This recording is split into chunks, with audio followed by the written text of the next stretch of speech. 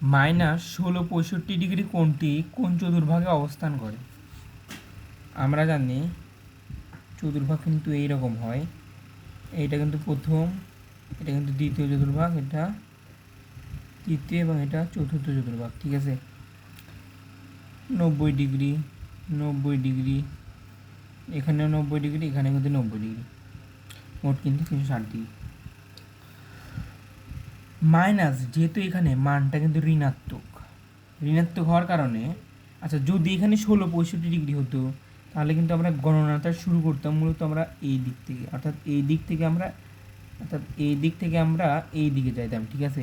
যেহেতু মাইনাস, তাহলে আমরা এই দিক থেকে এই দিকে যাব, তাহলে -1665°। তাহলে যদি আমি 1665° ভাগ যদি আমি 90 দিই, 18.5, অর্থাৎ কি 18.5 না, তাহলে 1 2 3 4, ঠিক আছে, 4 না।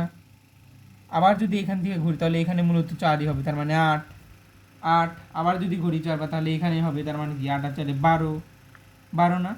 তাহলে আবার যদি করি তাহলে 12 আর 4 কত 16, তার মানে এখানে কিন্তু 16 হবে, 16 কিন্তু 17 18 এবং 18.5, যেহেতু আমাদের কিন্তু 18.5, তাহলে 18 কিন্তু এই পর্যন্ত হয়েছে, তাহলে এই ঘরটা অর্ধেক হলো 18.5।